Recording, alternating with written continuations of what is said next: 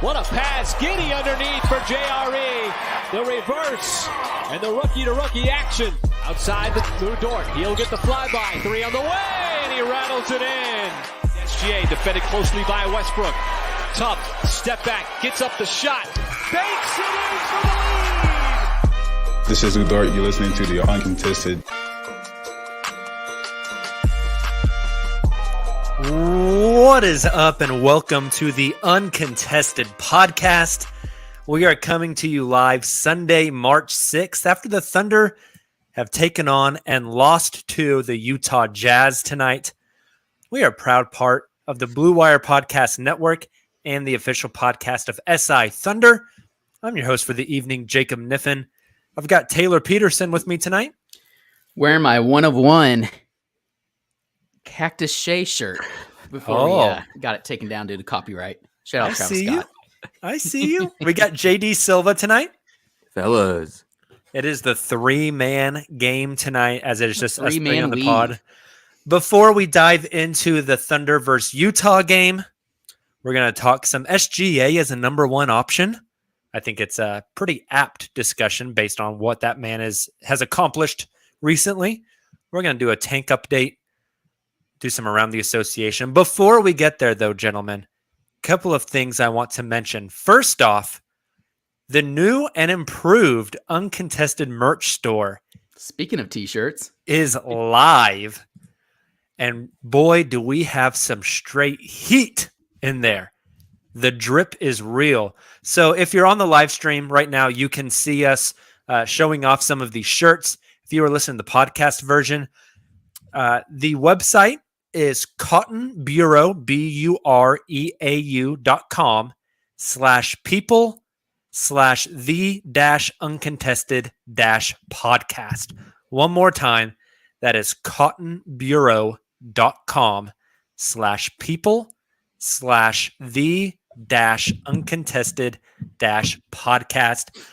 Our man Justin has been hard at work, and we have a ton of new designs up, like the Wizard of Oz, Hand Down, Man Down, Prestige Worldwide. We got a Skittle shirt, the Dortal Combat, Pokemon, Liu-Tang Clan, SGA, some Uncontested shirts, everything you need. If you are in the States getting ready for springtime, you can go snag a short sleeve. For some of our friends from New Zealand and Australia, approaching winter, you can get all of these in sweatshirt. If you're like Taylor and you're about to have a baby, you can even get these in onesies. Little Brooksy's going to be decked out in some Uncontested onesies. So make sure to go check out Cotton Bureau. Snag yourself a new Uncontested shirt. They look incredible. We're super excited and super proud of what we've put together over there. Also, make sure you subscribe wherever you get your podcast from to the Uncontested.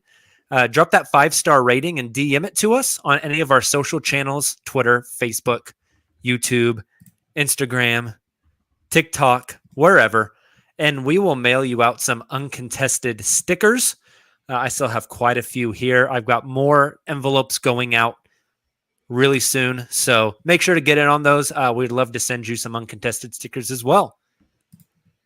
With that being said, gentlemen, let's dive in to talk some basketball. The OKC Thunder tonight took on the Utah Jazz, a Jazz team that went into overtime with the Houston Rockets a few nights ago.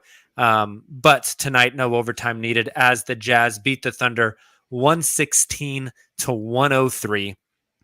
And Taylor, really the story of this game tonight, Utah shoots 44% from three, hit 23 threes.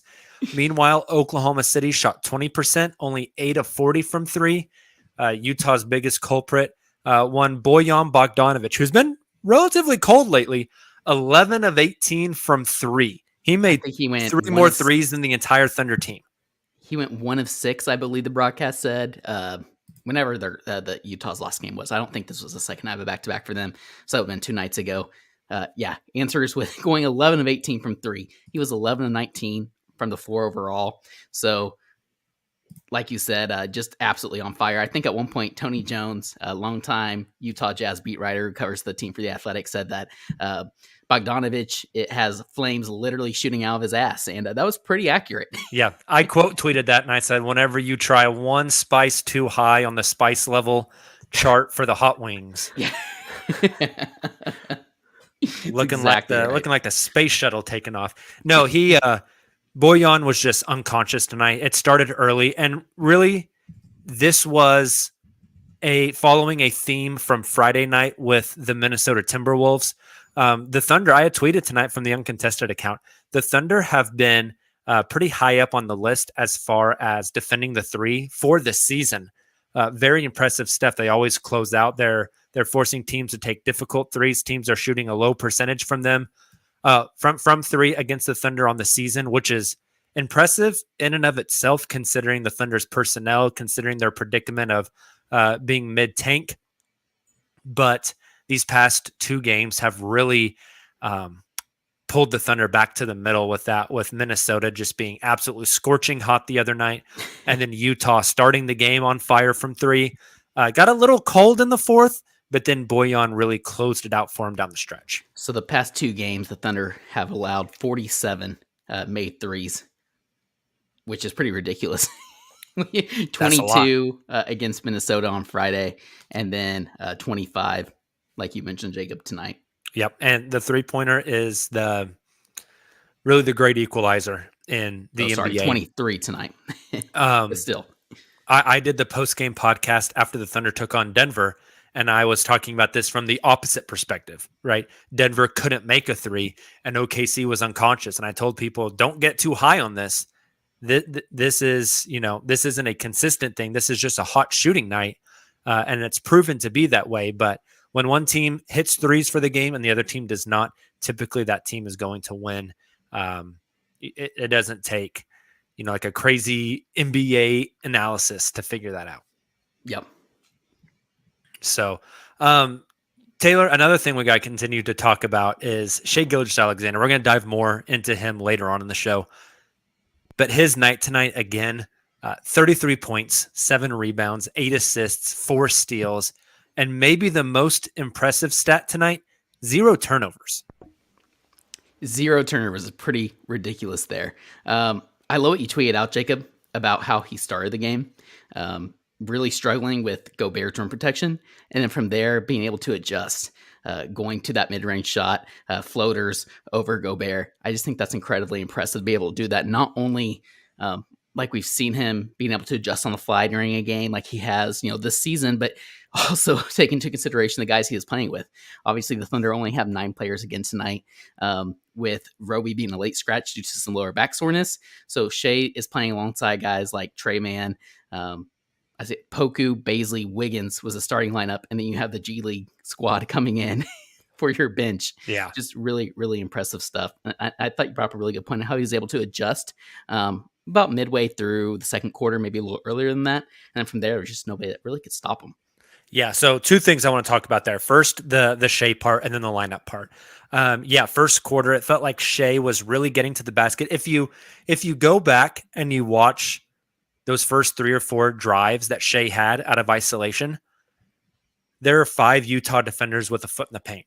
Like, the defense has just completely and totally collapsed on the rim to prevent Shai from getting to the basket, which makes it hard for him. And then Rudy blocked his shot, I think, twice there in the first quarter. And Shai was really trying to get to the rim, and it just wasn't working out. And like you mentioned, Taylor, in that second quarter, he adjusted and he started to go to the basket and cut those drives off short, hit a little stutter at about the free throw line, and then either take a step back or a crossover and go to that little midi game that he's become really lethal at. It's been critical. Yeah, he's kind of become that 3 that three what do you call it? The 3-threat score or whatever, where he can get to the Triple rim. threat, 3 The level. triple threat. The triple threat. He can hit the 3, but that mid-range game, which a lot of people don't go to anymore, he's almost Chris Paul-esque in that off the dribble, quick stop, pull up, little There it midi was. game. As you said that, I was perfect Yeah, right timing on on the cue. highlights that Silva has going for us right now. There was a play where he just basically crossed over, pulled up at the free throw line, stopped on a dime, and was able to just drill it. I think that's, like you said, Jacob. That's there aren't a lot of players doing that anymore. But you think of the most elite scorers in the league, and they are. In fact, that's kind of what separates them from other scorers. For example, Bogdanovich, who is an elite 3-point scorer, like we saw tonight. Players like Shea, I even think of I was fortunate enough to watch the Celtics Nets game earlier today, and watching Kevin Durant, but especially Jason Tatum.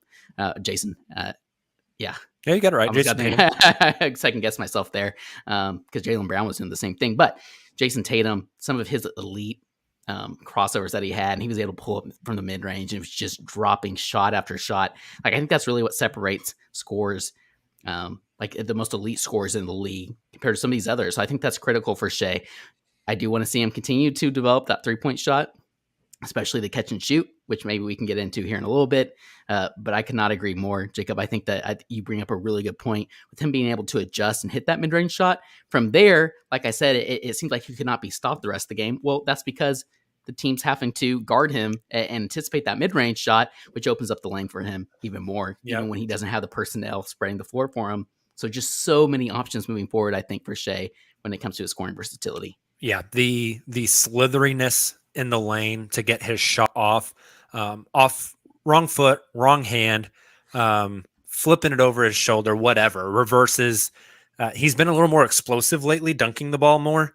The mid-range pull-up, so you play tight because you're afraid he's going to step back and pull up and he'll slither past you. You play off because you're afraid he's going to get to the rim and he'll shoot the little midi pull-up.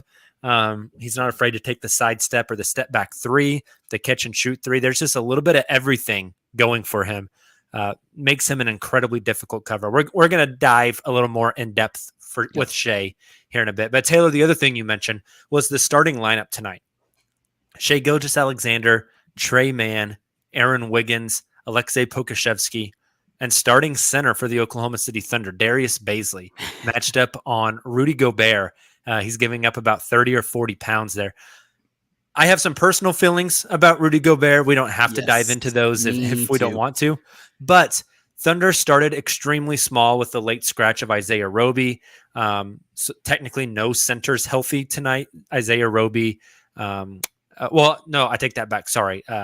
Two-way player Olivier Sarr was available and ready to go. Did not start the game. But the Thunder went small. And one of my notes here, Taylor, very early on in the game, I said, OKC starts small. It's a mismatch on both ends for Gobert. He overpowers Bazley, but refuses to step out of the lane. Because he can't, right? Like, I think you brought up a great point again when you were tweeting from the account, like him being able to step out and guard perimeter defenders.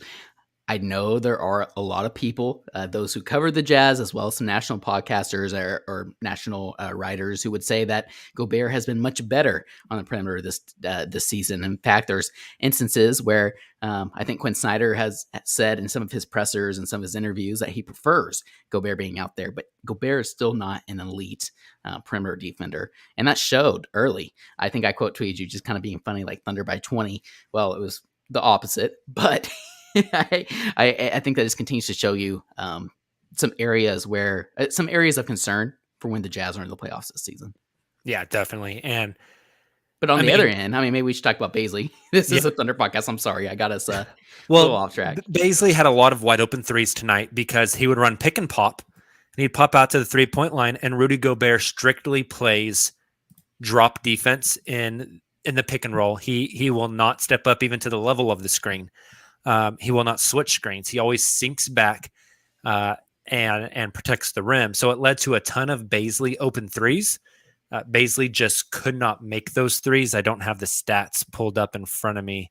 I don't know if either of you guys do on what Bazley shot from 3 tonight. Here it is, 1 of 7. Bazley 1 of 7, just could not hit the open threes. But consequently, on the other end, I thought the the epitome of Rudy Gobert's offensive game. At the very beginning of that third quarter, he got the ball thrown to him underneath the basket with Bazley on him. I said earlier, Bazley's like 40 pounds less than Gobert. Gobert catches right under the basket, simple move, and he can get a bucket on Bazley. And he goes Couldn't for get the a hook shot off, and it fadeaway. ended up turning the ball over. Shea came over and stole it from him. This is a Thunder podcast. I don't want to dive into Rudy Gobert slander, although I want to. But I mean, this dude, whenever his next contract is up, the max for him, because he's about to be, if he wins it again, a 4-time Defensive Player of the Year. As much as I hate Rudy Gobert, that was a recording for anybody not watching the stream. I was so confused. I'm on the live stream, and Jacob's lips stopped moving. I'm on record. for ongoing Rudy thing. Gobert. He's going to be owed That's like confusing. $48 or $49 million a season. Like, are you paying that to Rudy Gobert? Not to mention just the off-court stuff, maybe between him and Donovan Mitchell. Yeah, no, I'm exactly with you. I'll put it this way: I think I'm picking Donovan Mitchell over Rudy 10 times out of 10. Yeah. Hey, speaking of though, this won't happen. If Utah gets broken up, it's going to be a Rudy Gobert trade. It's not going to be a Donovan Mitchell trade unless he asks for it. But for our listeners, Zach Lowe of the Low Post on ESPN, the Low Post podcast, did a pod earlier this week with Tim McMahon, who is basically all things Dallas Mavericks, Houston Rockets, Utah Jazz guy. And McMahon said something about how this is like a pivotal offseason or a pivotal playoff run for the Utah Jazz. And you could see some pretty drastic changes in Utah this summer if they do not make a playoff push. And I asked, once I heard that, I was listening to that in the gym. And once I heard it, I sent a private Slack message to you guys. We talked about it a little bit privately, but I want to like make it a public question as well. Again, this is just a hypothetical.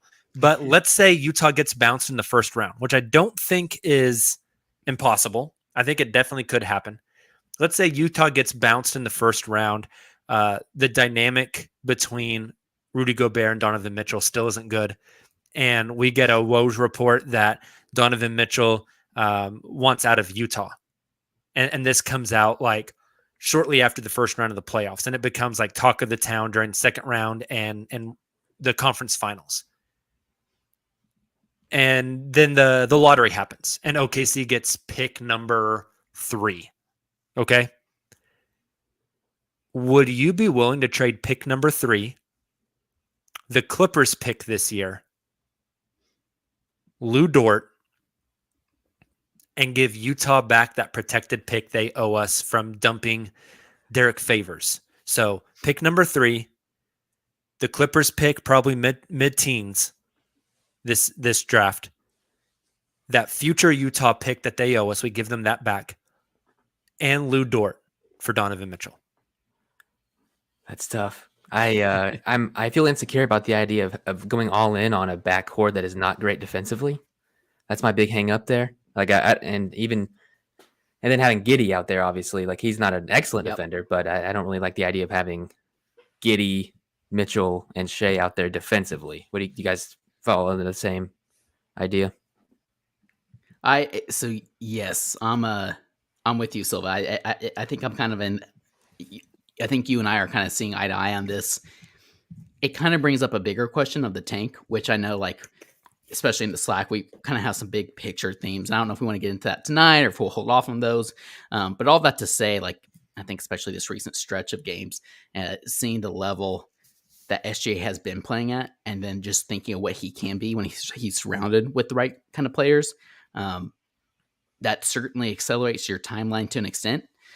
And I think that's why we're seeing, for example, things that are happening right now with the Thunder lineups, like we're seeing, like we saw tonight. Presley is truly going all in because I think he does recognize that you can't really do this again next season, for example. So because of that, if the Thunder were to get unlucky again, this upcoming draft lottery, you would start to have to look at those sort of trades. So I say all that just because it's very rare that would happen. It's also hard to find one of those players that has that's on a long enough contract that he'd be able to stay in OKC. You're not just giving up a bunch of assets for a player who could hypothetically, be in OKC for one season. All that to say, like, if a player that caliber is available, I understand why many would say, yes, you have to go and do that with a talent like Shea, surround him with another talent like Mitchell. My argument, and what I said in the Slack, however, was that you kind of already, and I'm probably going to get some slack for this. I'm going to go ahead and say it. You kind of already have a Donovan Mitchell and Shea Gilgeous-Alexander. And I'm not sure that a Donovan Mitchell is, kind of to what you were saying, Silva, is a kind of player you want to push at least a majority of the chips in for to go and get. So I would rather hold off on that, I think, and try and find a better fit. So both of you guys are not arguing kind of against accelerating the timeline a little too both much. of you guys are not arguing against the cost. You're arguing against the fit. I'm arguing as a player. I'd rather hold off on the cost and go and find a different player. And I'm not sure any of those guys are like maximized if they're all together also. Good point as well. Interesting. Well, for our listeners that are currently in the chat and those of you on the pod, tweet us your thoughts, post your thoughts in the comments. We're interested. Would you give up that package for Donovan Mitchell if everything went south in Utah this summer? Silva, let me flip it around. Mm-hmm. Let's half that cost, but the player is Rudy Gobert. No, actually, I've been thinking. Gobert. I've actually been thinking for a while. Like, it's unfortunate the position the Jazz are in, because you're gonna either pay Rudy Gobert a ton of money or flip him for something lesser. I think it's kind of a similar situation to where Portland is in, where they don't have a ton of room to upgrade. Like, do you get an all-star if you trade Rudy Gobert? It's a great question, especially Jazz would on want what his contract will be. Especially with Danny Ainge at the freaking helm now. But I feel like you get a fringe all-star. You don't get a player of equal impact, I don't think, for Rudy Gobert. So that's tough. Like, hypothetically, we keep talking about, all three of us, all of us on our podcast, I've been talking about the fit of a rim running big, kind of Olivier Sarr kind of being that prototype that the Thunder are kind of getting a look at. The great value version. Yeah, right, exactly. The expired great value version. So Gobert absolutely fits that. But I think you're looking for a center, a big with a little more versatility that can step out and hit that outside shot. Chet Holmgren. Yeah, 100%. And then I'm kind of coming around on Jalen Duren as well. Me too. I watched him. I watched his full game today. We got to get back to this Jazz game. We got to get back to this Jazz game. I wanted to ask you guys a question about this game, actually. Okay. Is Lindy Waters? What do you guys think about Lindy Waters? I saw he had that highlight block. Is he going to be an NBA player? He is. It's a great story. So he's an Oklahoma legend. Yeah. Hey, he played at Norman North with Trae Young. I don't know how that team did not win the state title, but they did not. No, but like we just mentioned, that Olivier Sarr is a great value prototype of a type of player I think this team wants to have. Lindy Waters is a great value prototype of a player this team wants to have. An elite shooter who's going to work his ass off defensively. I mean, that block is so broccoli. Like, I can't think of something more broccoli than the Lindy Waters block. That's so true. Like, Dignault's over on the sideline just pumping his fist. Yeah. His 3-point specialist, undersized guy that was playing semi-pro ball in El Reno 12 months ago, just blocked an NBA guy at the rim. Like, that is the epitome of the culture the Thunder are trying to build. And it's but awesome. Still, your point still stands. He's not an NBA player. He's not. Enid, El Reno don't matter. He's not an NBA player. So it's just a better story than seeing Charlie Brown play last year. We're seeing a absolutely fringe NBA guy get a ton of minutes. And, yes. Okay. I think, although I said I am on record and have eaten my crow already, but I think it was like 3 weeks ago, I was on this podcast saying, like, Waters just got signed to a 2-way, but it's just like a feel-good story. They'll give him some burn. Dignault's throwing him in for like seconds at a time at the end of quarters for him to get shots off. Then he's going to get waived, and they'll bring up DJ Wilson to fill that 2-way spot or something. But I tweeted that out, and then our own Nick Crane said that, wait, hold on. Waters is signed to a 2-year 2-way deal. So because of that, I have maybe we'll see him on the roster next season. Yeah, on that that's a duet. possibility. Mhm. It's a possibility. But you can always waive that. Yeah. Couple other guys we got to talk about tonight before we move on. We mentioned it earlier, but Aaron Wiggins makes his return to the lineup tonight after his second rolled ankle. 11 points on 5 of 8 shooting, missed both of his threes, but had 4 rebounds, 2 assists, 2 steals, and had drawn the Donovan Mitchell matchup, which is a very difficult matchup for most of the night. Taylor, thoughts on Aaron Wiggins' performance tonight? Love what we saw from Aaron, especially because after he rolled, I believe it was the same exact ankle here a couple weeks back. I thought he was going to be done for the season. So to see him come out and being able to contribute like he was, like you mentioned, Jacob, obviously his defense is kind of what sparks his offense, but seeing him run the floor in transition, he got some of those really nice, some easy layups and dunks because he's able to cut to the basket, and guys like Shea and Trey Man are able to find him. Poku are able to find him, or just running in transition in general, like getting out on the fast break, leading to those same kind of transition baskets as well. I found that really impressive. Obviously, I think tonight he was, 2 from 3. So the 3-point shot still isn't there really post All-Star break. Even before that, we saw his 3-point shot kind of trailing off once he came back from that original ankle injury. But all that to say, I'm really impressed with what Wiggins is. Just a fundamentally sound guy, like we keep talking about. Very much cut from the same cloth as a Jeremiah Robinson Earl, although different positions. Just really impressive stuff. He had 2 plays tonight that jumped out on me on the offensive end. The one was the Poku quarterback pass. Yes. That he was caught and awesome. finished the and one. So and I tweeted about that, like Poku QB1, but Poku chest passed that thing. That's incredible. Court. That's wild. I love it. And then the other one, he shot a corner 3, missed it, followed his shot, caught it, and got a dunk. And I just thought that was a nice little play by him. Yeah, I expect he'll get some starts. Interesting.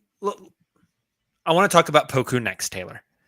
Before we talk about Poku, though, Poku got the starting nod whenever Aaron rolled that ankle, right?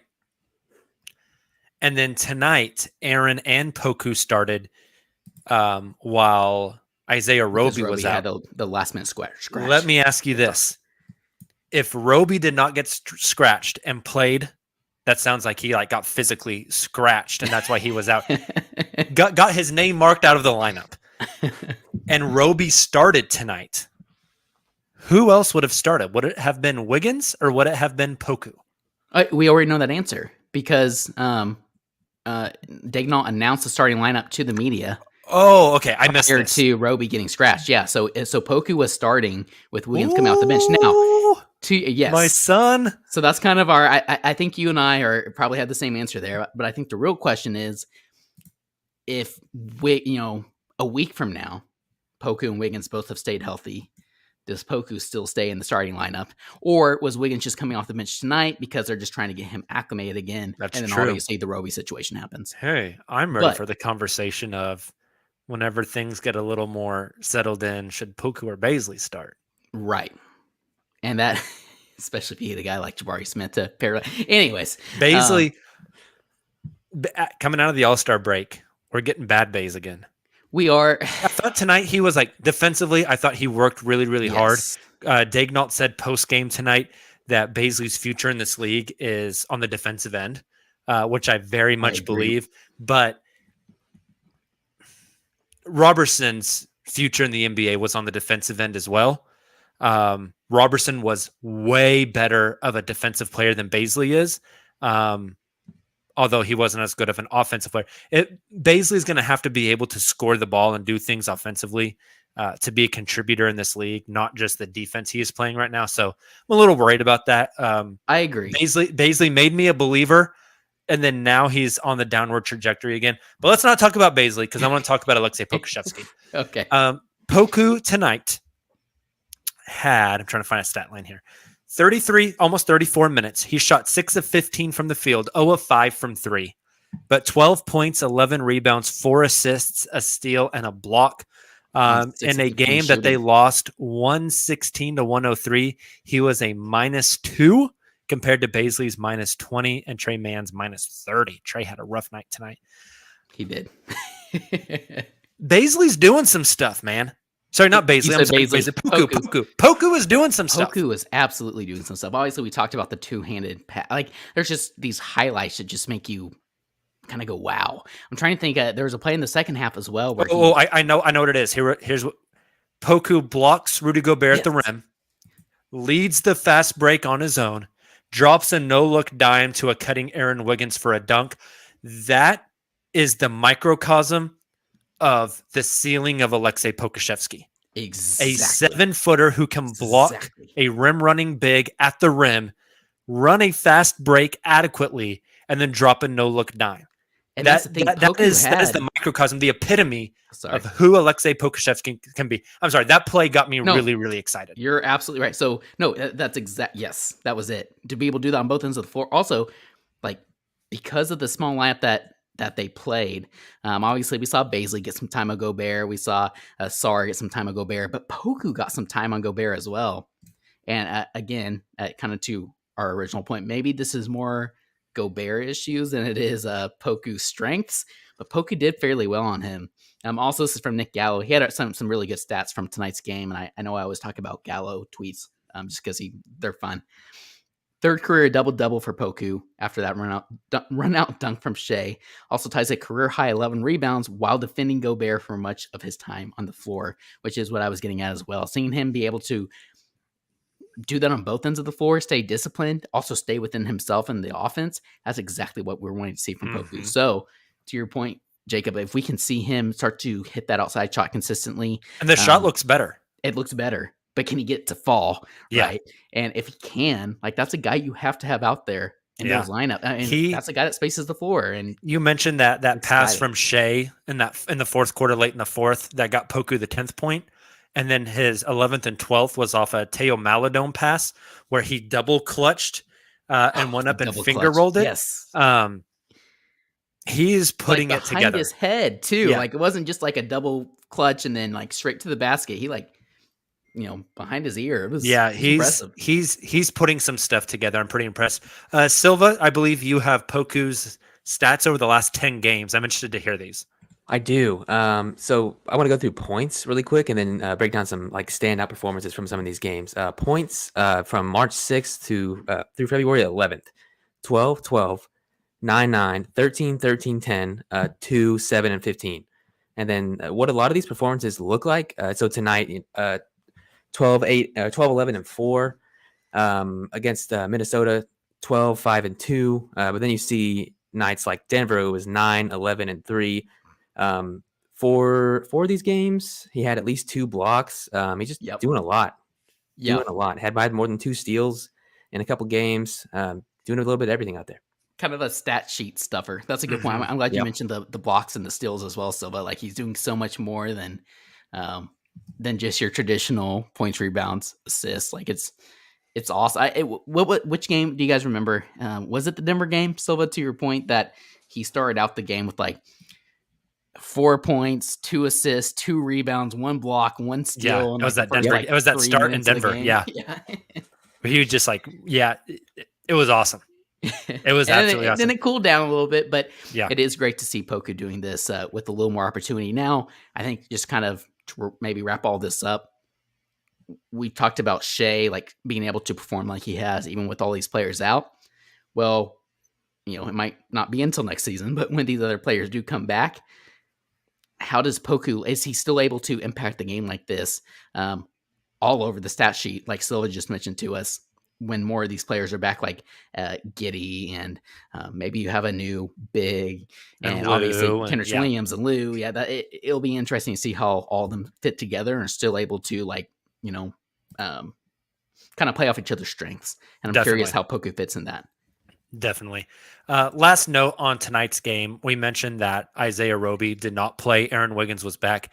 No updates, health updates on the rest of the guys that are out. Although a few days ago, Mark Daignault did make the announcement that, was it a few days ago or was it yesterday? I can't remember. My days bleed together. That Josh Giddey will not be reevaluated for a couple of weeks. So Josh is going to be out, it looks like, for a minimum of 3 weeks here. A couple of weeks will put us towards the end of March. The season ends in mid-April. So 2 weeks from now, he would be coming back to play like maybe about 10 games.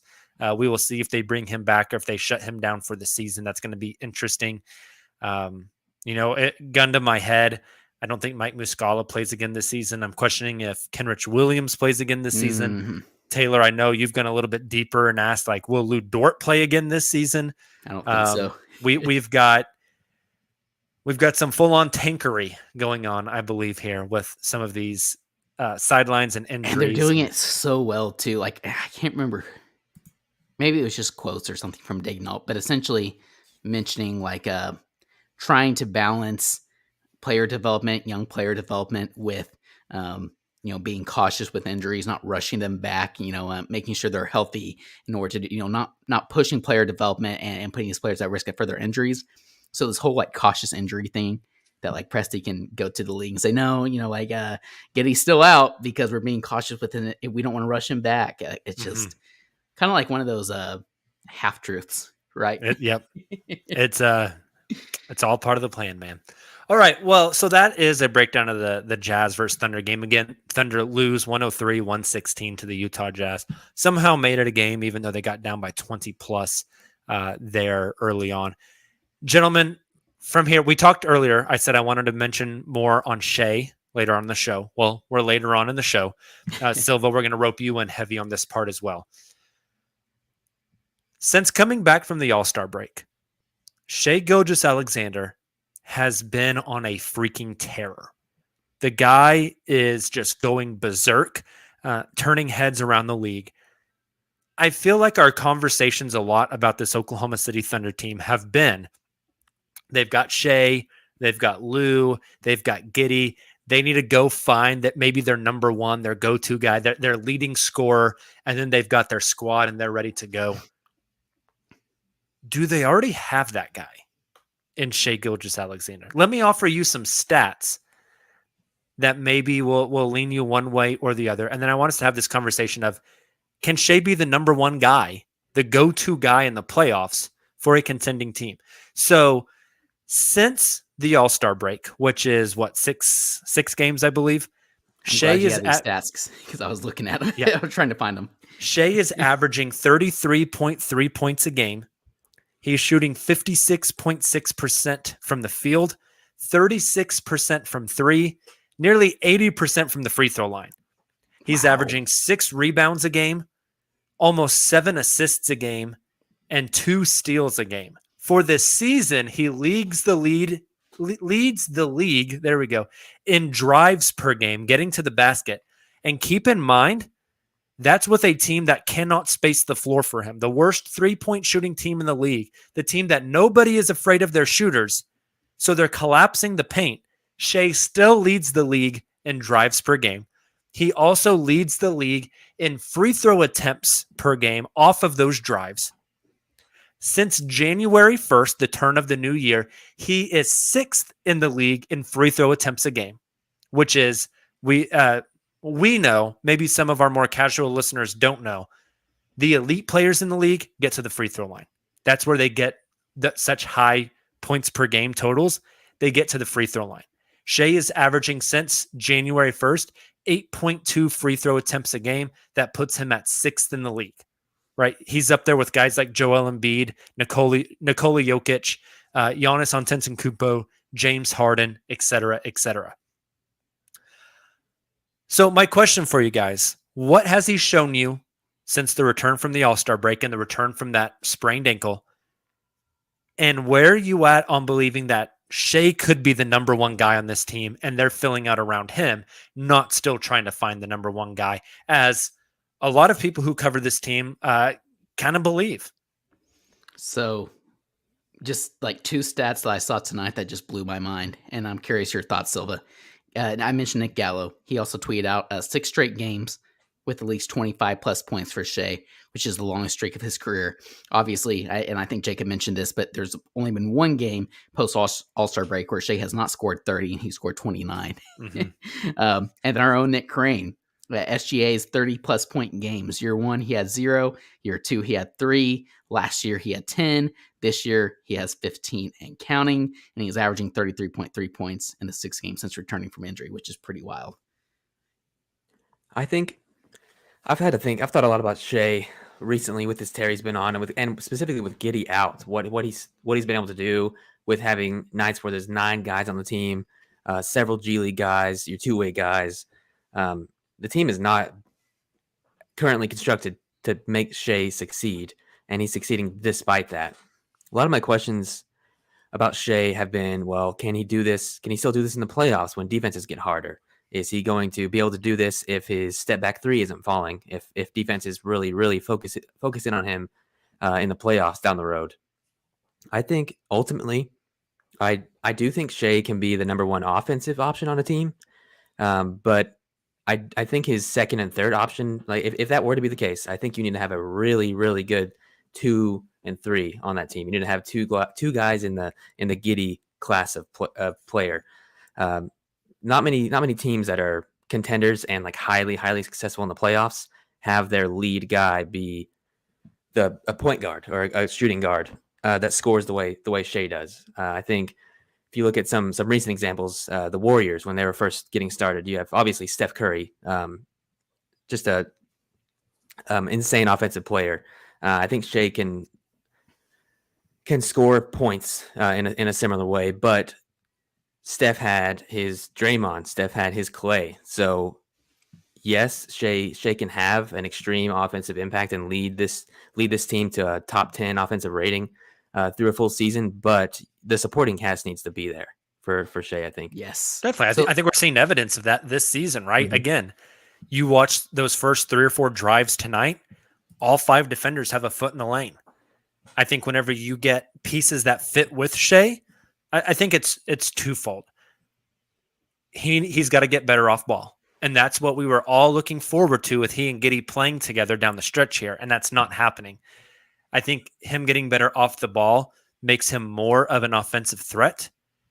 But we also know that in the playoffs, a lot of times it comes down to the other team has scouted the hell out of you for a week now. You've played 5 games. They know exactly what's coming. They know all your plays. They're diagnosing what you're doing as you're calling a play from the bench. They know all of your sets.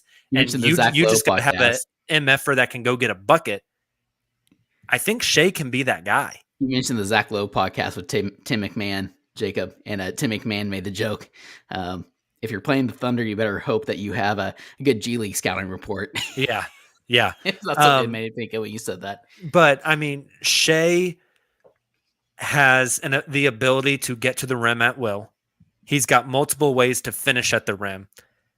He draws contact at an elite level. Like, I think he can be your go-to scorer when defenses really hone in on what you're doing and try to take away other things. The thing is, he has to get better off ball. And Silva, I think you hit the nail on the head. He specifically needs other players that hold defenses accountable and space the floor for him. Guys that can knock down a shot where either the defender doesn't leave that guy because they don't want him to shoot and it opens up a lane for Shea to get to the basket, or that guy collapses and Shea's got an outlet that he can kick out to and know that guy can knock down threes. I love and agree 110% with what both of you said. And I think I'm just like wanting to take that even a step further and saying that I absolutely think, and even this recent stretch, I think with Shea, what he's been able to do, like I was saying, with these lineups that he's been playing with post All-Star break with all these injuries that the Thunder have had, just shows how special he truly is. And like I said earlier in the podcast, I think that has accelerated. I think there's a reason we're seeing Presti essentially go all in on the tank right now, because it's going to be very, very hard to get a Victor Wembanyama or a Scoot Henderson in the next draft, just to use extreme examples. Yeah. I know, and I mentioned this on Twitter the other day, Taylor. I know that logically, the best thing for the Thunder is to be bad again next year. Collect a top draft pick. Let the CBA sort itself out. Figure out the new rules. And that summer of 2023 is when you start swinging for the fences. Exactly. But next year, if Shea is this guy that we think he is, if Giddy is the guy we think he is and makes a step from a 19 to a 20-year-old, which I think we all expect he will from 19 to 20. Trey Mann takes a step forward. If they get a Lou top Dort 4 pick continues this to play draft, well, assuming he's with the team. maybe they get a lottery pick next year, but they're not bottom 3, bottom 4 odds again. Like, Not at all. they're closer to Flirting like with the play-in. 9th or Flirting. 10th best odds. Exactly. You know, they're kind of in that Spurs Pelicans level of this season. Like they will naturally take a step forward next season. In that situation, I think you do just almost let the team ride out, right? Like you don't necessarily make big improvements to improve the team at the deadline, but you also don't sit Lou with a shoulder injury and Josh Giddey with some hip soreness and, et cetera, like you are this season, to use specific examples. But I think just back maybe to put a bow on the Shea thing, the only other thing I had to say is I almost don't like to say that like Shea has to be a 1 and this player has to be a 2. You have to have a 1, maybe Shea's a 2, 1A, 1B. Like I think the kind of team that Presti's building moving forward is, yes, more likely than not, I think Shea will be the 1, can be the 1 on that team. But you draft By the right 1, players. you mean number 1 option, right? Yeah, sorry, Not like number 1 point option. guard. Correct, Okay. right. Or scoring option, Yeah. leading the team to victory night in, night Gotcha. out. Even if it's not in scoring, whatever it may be. But you also have other players on the Jabari Smith, to use another specific example from this upcoming draft. Like you're drafting players who can also be that number 1 night in, night out. So I think you hypothetically you have Shea in that scoring role. That's all going to come down to your point, Jacob, about him being able to adjust off ball. You have another true scorer, versatile player on both ends of the floor, and then you have Josh Giddey, whoever that may be. That's who they're hoping to get either in one of these upcoming drafts or by trade. And then you have like a Josh Giddey who's able to facilitate and stuff the staff sheet, combined with all these different role players. And that fit the system that Gaydon's building. And I think that is how we kind of transition into contention again and optimize Shea, because he's shown that he's that kind of talent that you want to build around and optimize. So I'm with you guys both. Definitely. Go ahead, Silva. Yeah, I was going to say, I think the Thunder have learned from they're not necessarily mistakes, but I think they learned from the Russ experience. I think they saw what happened with Harden in Houston, where if you don't want to put all your eggs in one basket, usage wise.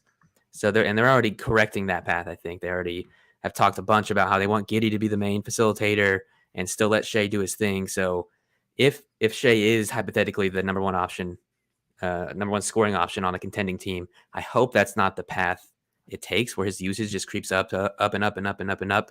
It's a great point. That route, but I don't think that's going to happen. I really think this organization has learned. I agree with that.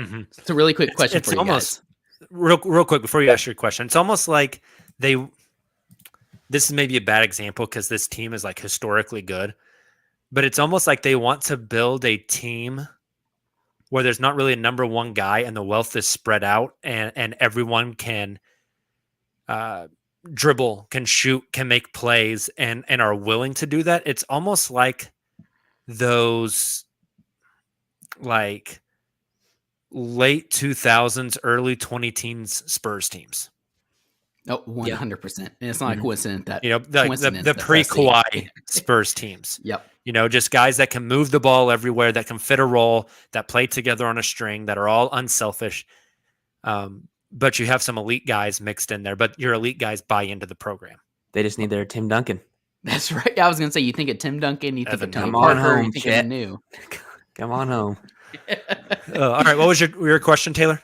Some of the comments we've heard from Shea that you can infer, like, look, Shea is very aligned with the organization. I know him and Presti communicate much more than Presti's going to communicate about, like, for example, some of these injuries with the team and like the long-term direction they're very much aligned with. But with that being said, if the Thunder get pick number 6 or 7 this upcoming draft, and they just pick a player, they don't really do anything major in the offseason, whatever it may be, they go throughout the season, they're kind of in a similar boat, like we said, and then come around, a little before All-Star, let's say like December, January of next season, we're starting to see Kenrich Williams not play as much, Mike Muscala not play as much, assuming they're both still on the team. Do we see Shea either go to management or Wasserman leak something to Woj saying that Shea Gilgeous-Alexander has had, and his representation have had a meeting with the Thunder management, and he says he's ready to win now. It's time to, trying to accelerate this a little bit. Like, I just don't see Shea and even some of these other players being willing to go through this again for another season, is my point. I don't know. I mean, that would all be speculation on our part. Obviously, like we don't. But Right. the thing And that like I I said, want they're people very to well aligned right understand, now. and Well, I think sometimes we overlook because we get so caught up in like the drama of it all, is we're not privy to the information behind the scenes. Like, people think that like James Harden asked for a trade and it's just like, oh my God, like this guy wants. Do you know how often these star players and their management are in contact with GMs and front offices and coaching staffs and even ownership? Like, Shea and his representation and Sam Presti are probably talking like every day. Right. 100%. And I don't think conversations like that will leak out. I think that my answer to that question is, do maybe they want to advance the timeline a little bit? Yeah, sure. Shea wants to win. Like, no shit, right? But we have a track record of Presti being proactive instead of reactive. And I think those conversations with Shea and everyone trying to stay on the same page and get everyone what they want are happening at an overwhelming level that none of us are aware of. And I would have a very hard time seeing something like a story leak out about Shea being unhappy or something. That's just not something that happens with this front office. And again, this front office would be proactive. Before we even heard that Paul George wanted to trade out of Oklahoma City, his ass was in Los Angeles, Exactly. and Shea Gilgeous-Alexander and half the future draft picks of the world were, I mean, shit, Presti got NHL draft picks in that trade, like. No, I agree with you. And maybe I should have phrased that a little better. Like, I obviously that story, like in that situation, would only leak if talks got to the point where Presti's telling them continue to be patient, them being Wasserman and Shea, and it's gotten to the point where they're impatient, so they leak it, whatever. But no, I think I agree with you. I just, and I think that's all the more reason we're seeing, again, Presti go all in right now, because I'm not sure he thinks that the team's going to be able to go after a Wembanyama or a Scoot Henderson in 2023. Yeah. Well, speaking of tank stuff, let's transition, Silva, if you're ready with the sounder.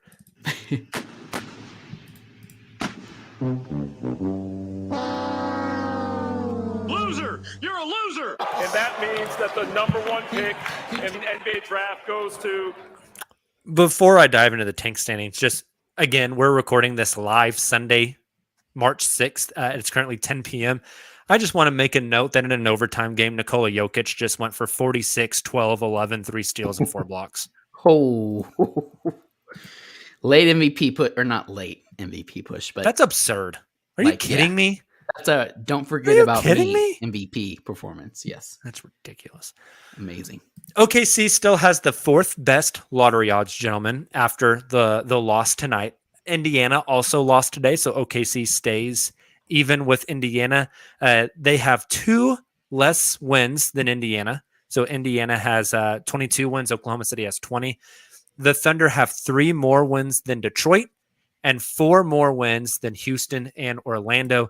We say this every week we're on this show, but the Thunder holding steady at that number 4 best odds.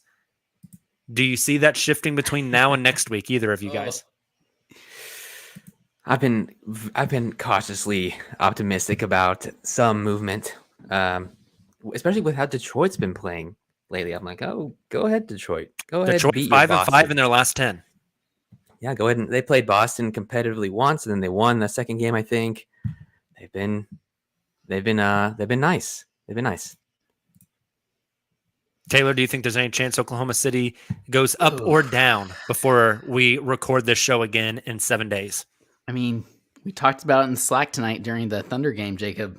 Pacers lost again to the Wizards.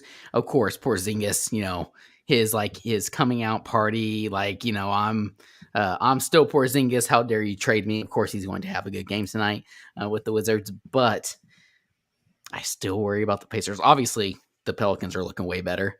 I'm not worried about the Pelicans anymore. Anthony Simons is freaking just going supernova, most improved player in the league.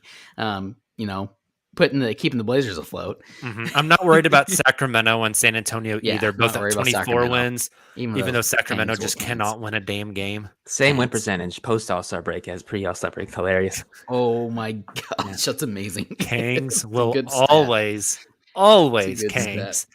Well, maybe this will change your guys' mind a little bit. Maybe it Okay. will give some hope to our listeners. Before the show tonight, I decided to do, Silva assisted me with some math, a project the final standings update. So we looked at the top, or I guess your perspective, the bottom 5 teams in the league: Oklahoma City, Indiana, Detroit, Orlando, and Houston. We looked at how many games those teams have left. For instance, Houston had 16 games left on the schedule. So then we looked back at Houston's last 16. We figured out their record, and we applied that to their final 16 games of the season to get a final record. We did that for Houston, Orlando, Detroit, Oklahoma City, and Indiana. So, for instance, Oklahoma City, I think, has 18 games left. We looked at OKC's previous 18, and then we're just taking that record and we're applying it to their final 18 games to get their final record on April 18th or whatever the last day of the season is, to figure out where the odds will be. Here is how it rattled down. With the worst record in the number one, best odds would be the Houston Rockets at 20-62. It's pretty awful. Orlando would have the second best odds at 23-59. Detroit and Oklahoma City tied for third. We get another coin flip, boys, at 24-58. And Indiana comes in fifth at 25-57. So OKC and Detroit tie. Indiana just one win more. Orlando just one win more than OKC and Detroit. And then Houston really distances themselves 3 wins less than anybody else. Although Houston did beat the Memphis Grizzlies tonight. Memphis was on a back-to-back and probably didn't try very hard against a dumpster fire Houston team. Hearing that, does that give you any hope that the Thunder can climb these standings? Obviously, there's some context there because the Thunder have 18 games left. We looked at their previous 18 games. Mm-hmm. Shea only played in 6 of those. So that plays a role, right? Strength of schedule Eamon in the chat brings up a great point. The Rockets had an 8-game win streak this season, and they are still sitting at only 16 wins. Crazy. That is wild to think back that they had an 8-game win streak without Jalen Green. That's insane. Yeah, so that's insane. Early on. So unless like Shooter and Christian Wood lead the Rockets to another win streak. I know. That exercise, the results of that feel like somewhat likely and like the best case scenario for Oklahoma City, I think. Like if we could tie for third and get a coin flip, that would be massive because the difference between third and fourth as far as odds, the third pick has a 52% chance at a top 4 selection. The fourth pick has a 48%, so it's 4 percentage points different. The third pick has a 14% chance at the number 1 pick.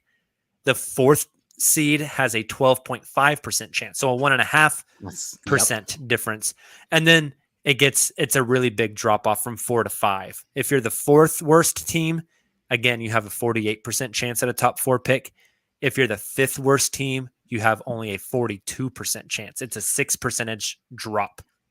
And which is pretty massive. massive. With the 6th pick, you just hope you draft a Josh Giddey. And that doesn't happen every draft. Exactly. But I think the biggest thing for me that I love that you guys did this because I'm looking at this now for the first time on the doc that we have. And I think the biggest thing that stands out to me is obviously take away Houston at number 1 best odds. But at number 2 best odds, you have Orlando, Detroit and OKC tied, and Indiana. You only have 1 game between all of them. those. Yeah. Each tier, right? The 2nd best odds, 3rd best odds, and the 5th, aka the 4th best odds. And that's kind of how it ended up last year as well. That's a good point. You mentioned the coin flip, Jacob. Very good point.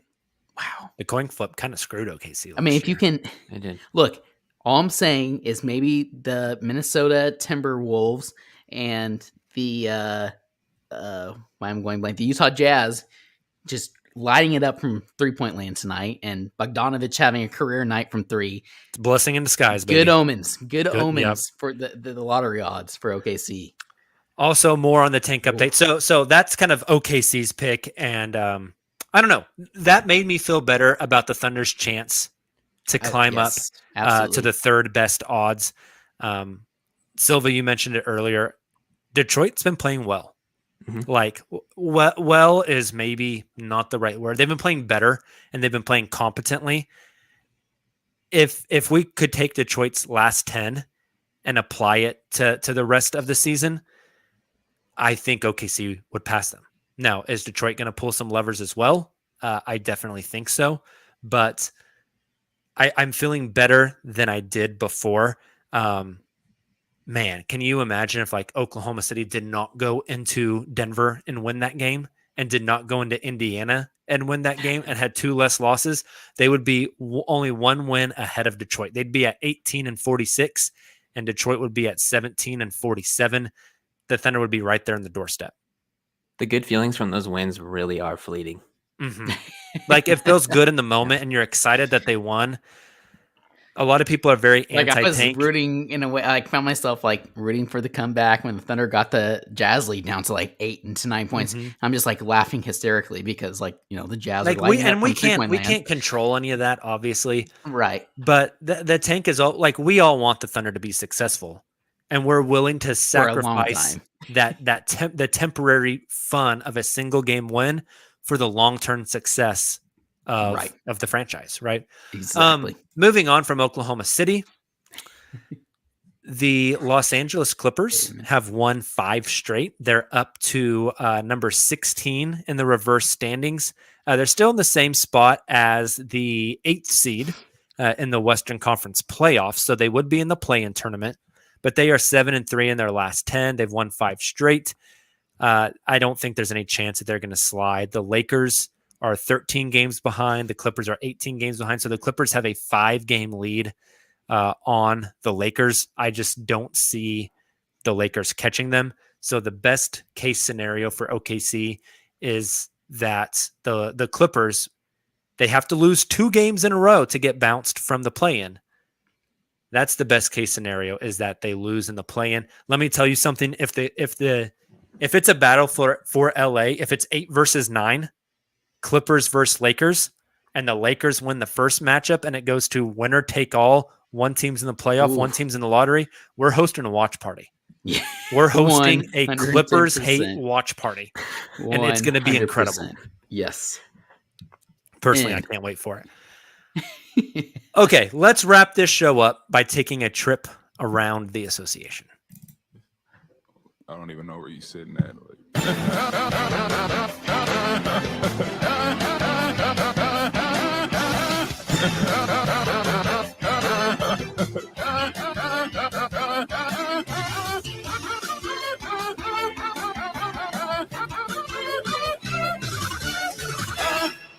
Hey, real quick, speaking of the tank, the Knicks up 16 on the Clippers right now. Ooh. I'm saying that everyone who listens to this pod that's not on the live stream are going to be hearing this after the fact, and I probably just jinxed it.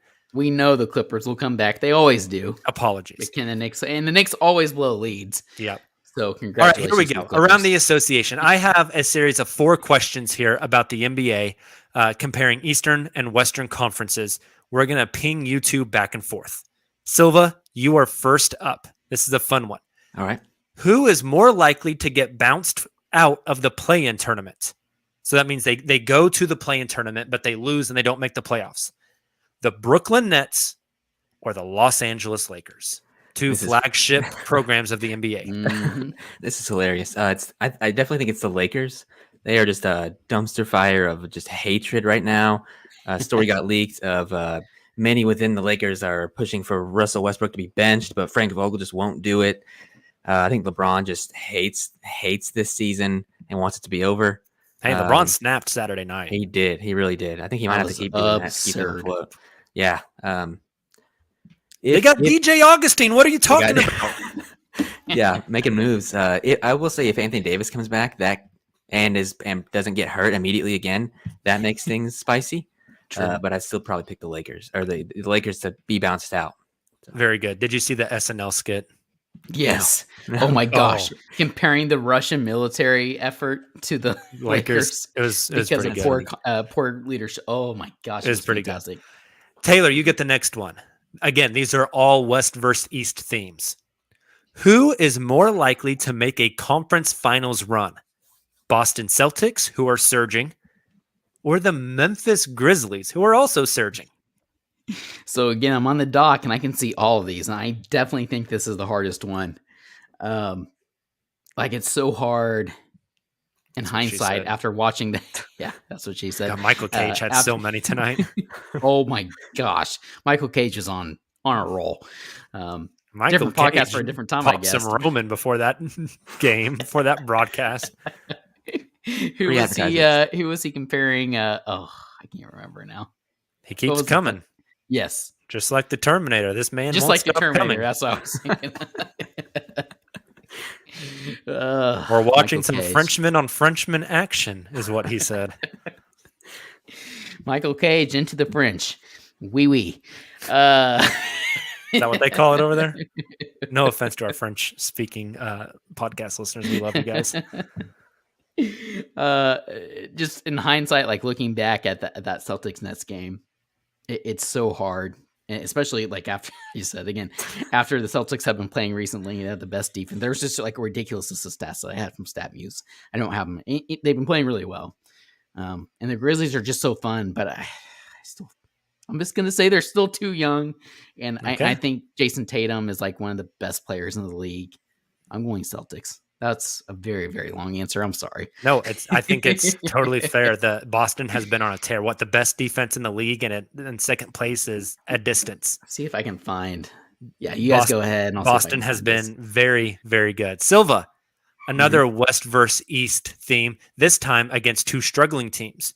Who are you more worried about down the stretch? The Milwaukee Bucks or the Golden State Warriors? Also I a fun actually one. think I'm more worried about Golden State. Their defense has fallen off a cliff without Draymond because of this. He's been out for a while with this. Quite with a this while. injury. Yeah, and Draymond is the point guard of that team.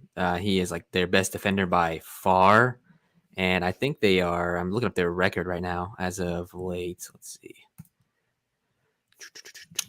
I can get it right here. Last 10, they are 2-8, That's what I thought. and they've lost 4 in a row. Yeah, so I think they're going to be relying on James Wiseman, which I personally don't know if that's what you want to do heading right into the playoffs. Mhm. So yeah, I'm definitely more worried about Golden State. Nick is very high on He is. James Wiseman being a He contributor in the is. playoffs. I feel I'm a better. little worried about I'm a more guy that's excited never about played in the Kuminga. playoffs, but Kuminga looked really good last night. yeah, he's playing well. I think it's never mind. I'm not going to say that.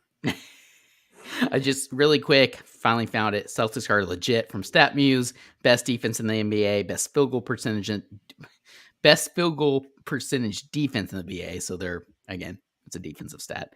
Best point differential in 2022. Best point differential in the East. They've won 10 straight versus current playoff teams. Also, when I was scrolling through this, StatMuse had a fun one on Shea. His last 6 games, we already said, but he's averaging a career high 24 points per game this season.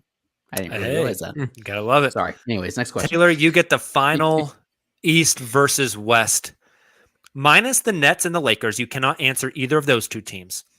Which play-in teams from each conference? You have to choose a Western Conference and an Eastern Conference team, play-in team. Do you have the most faith in that they can win a playoff series? So your options in the East, let's start with the East. Toronto Raptors, Charlotte Hornets, Atlanta Hawks. Oh, man. I'm going Raptors on that one. Oh, interesting. You're not going the previous Eastern Conference Finals Atlanta Hawks. No, Okay. I mean, they have the experience. I get it, but like the Raptors are playing some damn good basketball, and they added Scotty Barnes, who's been phenomenal, and just like you're gonna get OG back from his finger injury or whatever it is right now. Fred VanVleet's playing at a high level. Pascal Siakam's been so much better after his rough early start to the season. Since then, he's been phenomenal. When they're clicking on all cylinders, they're pretty tough to beat. And I like it. Actually, their last 10 games are 3 of 7. But your options for the West, since we're leaving out the Lakers because we already did a question about them, you have the Minnesota Timberwolves, who are in the 7th seed, the Clippers, and the New Orleans Pelicans. Oh, I mean, assuming that the Clippers don't get back PG or Kawhi, I think even then, I'm still going Clippers. Yeah. They just continue I don't to want exceed to, but I think that expectations. makes the most sense. Ty Silva, Lue. do you have differing answers for either conference? I think I do a little bit. I think the Hawks have just had weird vibes all year, especially with that comment from Trae Young 3 weeks into the season where he's like, "Yeah, it's just hard to find motivation to play in the regular season." Like, all right, you guys haven't been good You've for been very to the long. playoffs once, bro. You've been to the playoffs Calm down. once, dude. Acts like he's LeBron. I know. I think the Hawks could surprise somebody. And then in the West, I want to see the Timberwolves make the playoffs. I think that'd The be really Timberwolves exciting. are playing good, dude. Yeah, it's also the wild card They're of playing really good. it's also the wild card of Zion maybe coming back. That we've heard some That's a more good on point. Zion this week. That's a good point. I don't And, trust you it, got- but that's a good point. You got the dad of the franchise, CJ McCollum, steering them in the right direction. Could be a lot of fun. As of right now, I guess the 2-7 matchup would be Golden State versus Minnesota, which would be a blast. Yeah. Minnesota is at 36-29. They're 7-3 in their last 10, and they're on a 4-game win streak. They're finally a solid team. They're playing really good. Mhm. I enjoy that team. I'm happy for Karl Anthony Towns. After too. all the He stuff needed that. personally he's been through, he deserves this. And Anthony Edwards. Oh, dude. So much Special. fun. If we can get some Ant Edwards playoff post-podium games Need that. where he's just ordering McDonald's after he just 20-pieced the Golden State Warriors, sign me up, man. Love it. All right. I think it is time for us to get out of here, gentlemen. Hey, if you were in the stream tonight, thanks so much. If you listen to the podcast version of this, we appreciate you. Make sure you subscribe to our podcast wherever you get your shows from. Drop that 5-star rating. DM us a picture of your 5-star rating. We'll send you some Uncontested stickers. Also, go to cottonbureau.com. Search the Uncontested. Order yourself some new Thunder drip. We've got all kinds of new designs up. Love to see some of you guys order those shirts. 2 games on the docket for the Thunder this week, Tuesday and Wednesday. We will have post games after both of those, and then be back with you again Sunday night after the Thunder game, doing our weekly Sunday stream. Until then, you guys have a great week. Have a great Monday. We will talk to you Tuesday night. Until then, and as always, Thunder up.